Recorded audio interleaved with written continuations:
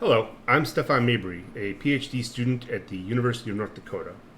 Today we'll be examining key papers, research gaps, and a proposal for future research directions surrounding soft computing with neuro, fuzzy, and neurofuzzy models.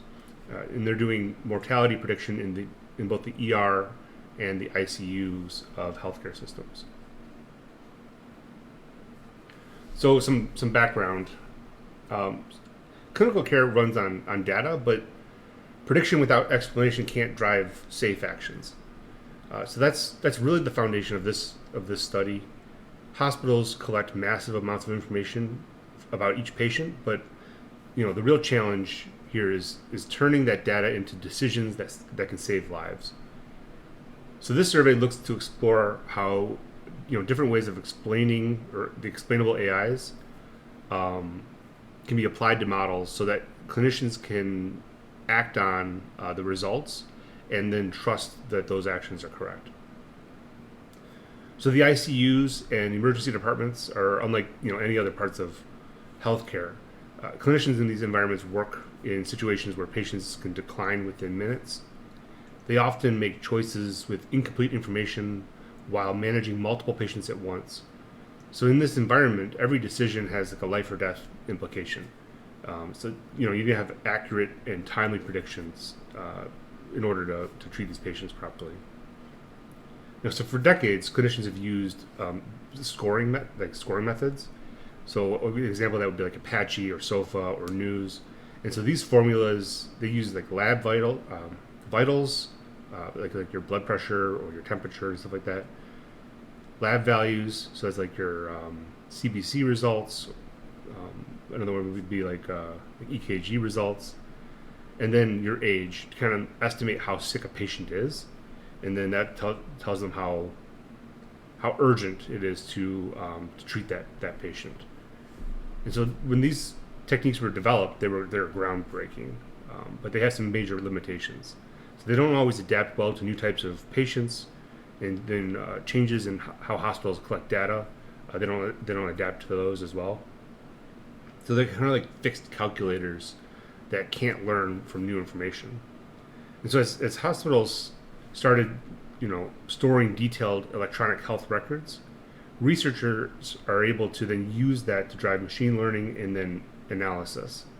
And so then the models can then find patterns that humans might miss, combining those vital signs, the lab trends, and even imaging to predict which patients are at the highest risk of dying or deteriorating. Keep in mind that ICUs and EDs, they have the sickest of the patients, essentially, or the most critical, the ones that are going to die the soonest. So the result is usually like better accuracy by using these machine learning methods over the traditional scoring systems.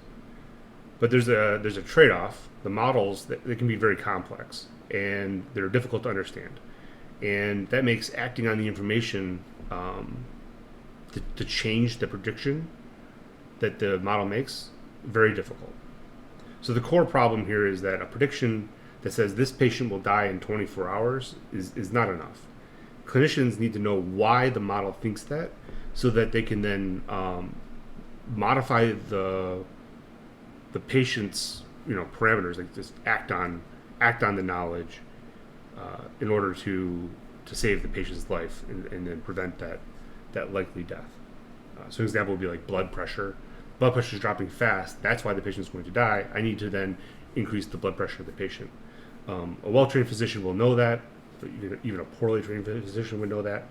But a model telling you that this patient's getting sicker faster needs to also say why that's happening, so that a physician can trust it and not have to rely on their own interpretations. So to level set some concepts and terminologies, we all need to kind of understand these terms so that we can move through this presentation. So these are things like healthcare systems are the systems that organize. They're the organizations that deliver the care. So these are things like hospitals, clinics, and provider networks. They currently all rely heavily on digital data today, since the CARES Act and the High Tech Act were launched like 15 years ago. So mortality, that simply means a patient's death. And then sepsis is one of the most common causes of that outcome. It is a dangerous reaction to infections that can lead to rapid organ failures. So these are the primary predictions most covered in the papers in this survey. The electronic health record, or EHR, it's the digital version of the patient's chart. It basically contains everything about a patient's experiences within a health system. The intensive care unit, or ICU, they treat the sickest patients who need constant monitoring. The emergency department, or ED, is where those critical cases usually begin, and then they transfer over to the ICU. That's like the ED is like the gateway into more intensive care if they can't fully treat you within your visit. Both of these environments are time sensitive, so having powerful predictions that you can also act on and trust is important. And then, of course, when I mentioned neuro-fuzzy models, those are different ways that AIs can learn and reason. So neuro models are the ones that sort patterns in data. Fuzzy models, reason with human-like rules, and then neuro-fuzzy models, they combine the two, so that we can have both the learning and the understanding within a model. And then explainable AI means that the models do not stop at the prediction. They also show why the prediction was made so that humans can fully understand and verify it. And then finally, clinical decision support refers to the systems that deliver these insights to clinicians in real time, usually as alerts or visual dashboards. So why is this study important? Why am I doing this study? And so the first reason is the clinical impact. In the ICU and the emergency departments, timing is everything. So being able to predict when a patient will deteriorate before they start to deteriorate allows care teams to act sooner and then prevent serious outcomes. The second reason is moving beyond the prediction. A number alone can't guide care. A clinician needs to know what's behind that number. And so if a model says a patient is high risk, the question is always why. And then without that reasoning, predictions cannot drive safe care decisions. The third reason is explainability and trust. So no one will depend on an algorithm that you can't understand. And when a model explains its reasoning in human terms, and I mean human terms, you can't just point with a number. Clinicians can then decide whether or not the output makes sense for the patient that's right in front of them. The fourth reason is accountability and regulation. So predictive models in healthcare, they influence life and death decisions. So they have to show traceable logic that can be reviewed, documented, and then defended. So there's both ethical requirements and then legal requirements to this information. And this is why AI is having a hard time taking hold in health systems, and why they're starting in non-patient care areas, actually. So the final reason is then safer AI adoption. So a model that can explain itself can be tested, adjusted, and monitored in real clinical workflows. And so that type of transparency helps move AI from the research that we're doing to practice that physicians are doing in the operations side of the house.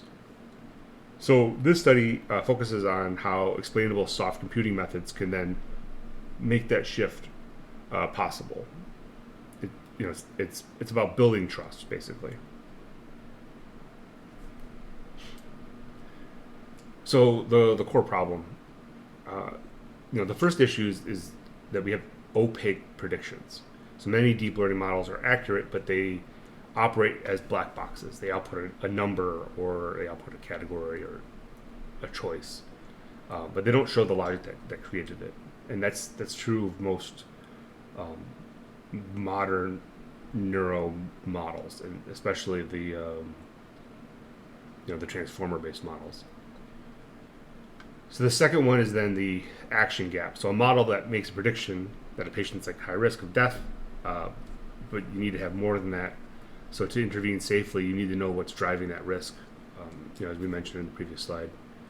The third is this trust barrier. So clinicians are trained to verify evidence before taking action. good clinicians do that. If a model can't show its reasoning, it can't be trusted. So a physician's making that same independent decision that they've always made, they just have more noise around them. So in order to get rid of the noise and make the AI decisions meaningful, we have to build trust, and that trust comes from explanation of reasoning. And then the last one's that accountability risk. So, in medicine, decisions are reviewed and they have to be defensible. If an AI tool contributes to a treatment choice, who's liable for that choice?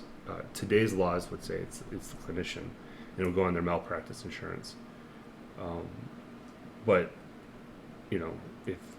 if the machine's making the choice, at some point they might be liable, and in order to do that, they need to be auditable. So the actual research questions themselves.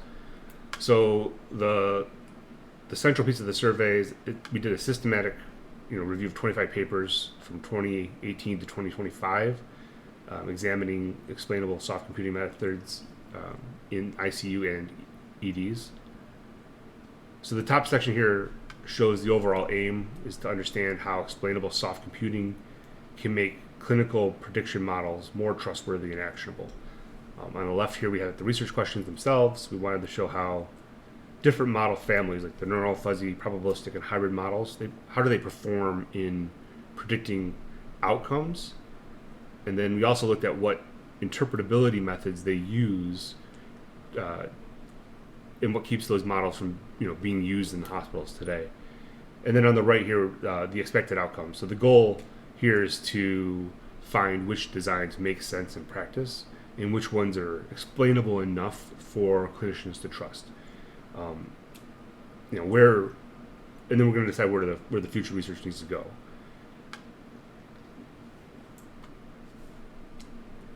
So the method that I used, I followed.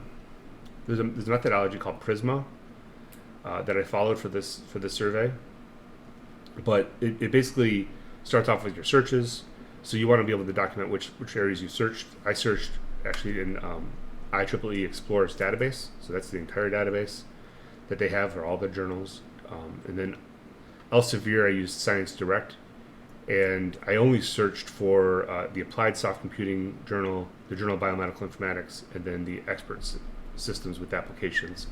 This is to limit the scope a little bit, because if we broadened it too far, we might start pulling in papers that are lower quality, and to review this, narrowing the scope, I think, offers more clarity as to what's going on. So the next thing we did after I pulled those papers, I reviewed the titles, the abstracts, and then measured estimated the relevance to our questions, and then also I looked at the publications date. And then I decided if we should accept or reject them based off those criteria, and then I reviewed each paper to determine the relevance to the studies, and then I examined the papers to uncover those trends, the gaps, the recent innovations, and the research directions that we're going to talk about. So what was my selection criteria? I had 7 of them. So the first one, I only included studies that are directly relevant to the ICU or emergency department, and you'll see that in my search strings, which I'll show you soon. The second one is I focus on peer-reviewed journals from the 3 major sources, the ones I just listed, and then of course the IEEE database as well. I narrowed it to 2018 to 2025, so that captures the rise of explainable AI in hybrid modeling. Prior to that, the explainability of AI, those methods were limited. They're still limited. It's still early in explainable AI research, but the last 7 years gives us a broad enough brush that we can see what that trend is. So from there, I looked more deeply. So the papers that had to explain both the algorithm it used and then how it was produced, how it produced interpretable reasoning, and then I looked at the rigor of the papers, so make sure that the evaluation metrics were clearly stated, and then also that the models that were tested on legitimate ICU and ED data. It turns out that most papers that are written don't have, at least in this space, they don't have that clinical background, so people don't necessarily understand what they're talking about when it comes to the clinical side of things, and then their models are useless even if they have high accuracy. And then finally, I looked at what the innovations were, what the novelty was of the overall studies. Realistically, the searches that I used actually met all these criteria. And so after I did my searches and then the deduplication of the papers, really the date was the biggest filter that papers had to come through. So these are the model families in this study. So there's the neural models. They dominate the field right now. They're very powerful, especially for time series data, but the explanations tend to come after the fact. Fuzzy models are the opposite. They explain everything very clearly through human readable rules, but that clarity doesn't scale well when you move from, like 10 inputs to like 1,000. Then probabilistic models, they're great at quantifying that uncertainty, but they give confidence intervals and posterior estimates, but they're harder for clinicians to interpret correctly. And then finally, those hybrid models combine these approaches. They're usually like neural optimizations with fuzzy or probabilistic reasoning attached to them to balance that interpretability and the performance. So these hybrid models are actually the most promising direction so far. But they still need some real-world evaluation before they're used in a robust way. So this slide summarizes what came out of the review process and how the final set of papers were classified. I started with 49 papers, and that met the basic inclusion terms in the second phase of the study here. So after removing the duplicates and applying the full criteria, such as the relevance to the ICU or the emergency department, and then I looked at, of course, model type and interpretability. 25 papers were retained for the analysis. So on the right here is the Prisma flow diagram that shows the process played out. And you can see that the three main steps, the identification, the screening, and the inclusion, that aligns to how most systematic reviews handle, selection transparency. And that way you'll be able to take my study and then reproduce it, at any time. On the left here is the breakdown of the 25 papers by model category. So the neural models made up the largest group with 9 papers.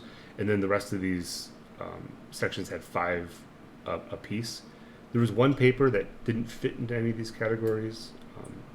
I still included it, but that's why your numbers here don't add up to 25. That, and also some papers have more than one model, and so they're counted.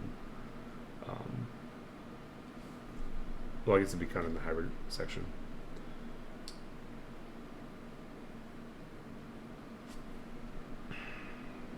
So the first and biggest gap. So these are the research gaps I found when I was reading through the papers. So the first and biggest gap is the external validity of the study. So nearly every paper trained and tested with a single institution, which means that we don't know how these models would perform across different hospitals or EHRs. The second issue here is the calibration and uncertainty. So many models report strong accuracy, or AUC, but almost none of them include reliability metrics like Breyer scores or calibration curves, which are essential for setting safe clinical thresholds. The third part here is that the explainability evaluation remains qualitative. Authors often show examples of explanations, but they don't test whether clinicians actually understand or trust them. Then there's also the bias and unfairness problem. So one study quantified demographic bias. Not one study quantified demographic bias or subgroup differences. And then finally, there's this whole real-world integration problem, which is missing entirely. All of these were retrospective studies. None were deployed or tested within clinical workflows. And then all of these, the gaps they show, altogether these gaps show that this field is it's advanced, but it's operationally immature. Trust, generalizability, and usability, they haven't caught up with what the algorithms are doing.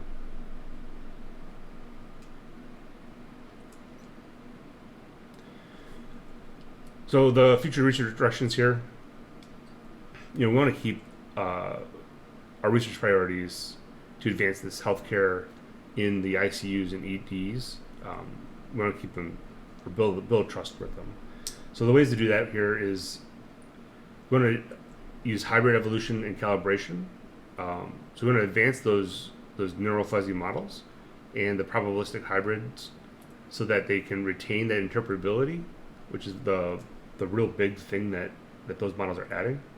But we also want to improve the stability and the uncertainty calibration so that we can shift from this raw accuracy to like a trust calibrated prediction. The second piece here would be to explain things quantitatively. So right now, most of the methods of explainability,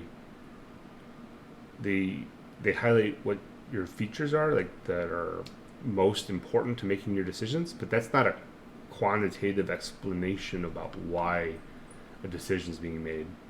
And then we're not generalizing it to a patient itself. We're just talking about the specific pieces of the data. We're not giving actionable results. So we need to be able to create metrics and then also the user studies to measure how those explanations impact the understanding and the confidence that a clinician would have in the model itself.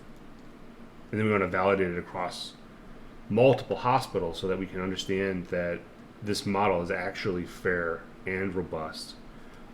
And that's not happening today because the public available data sets are not often generalized across health systems, and it's hard to kind of get more than one health system's worth of data that makes sense between the different health systems. They're all built differently, even within the same EHR. And then finally, we want to be able to design interfaces that communicate like risks that a patient's seeing in actual clinical language, so that a physician is going to be able to read this and understand what it's actually saying. And it needs to be in specific clinical language, not even just English. It has to be, or whatever the native language is. It has to be actually in medical speak, which is, different. Like mortality instead of death, right? You have to use the lingo that clinicians use so that they can understand specifically what's wrong. That's the advantage of a medical language, is that it's specific, very specific. And you want to be able to embed versioning into the model so that you can see how things change over time, as well as be able to audit when a decision was made, what was the AI at the time helping make that decision, so that you can have legal compliance associated with it. So here are the studies that are actually in this paper. This is the first 13 of 25. These are the ones that made it through. And then here's the second set of 12, I guess. The next 12. That takes you to the 25.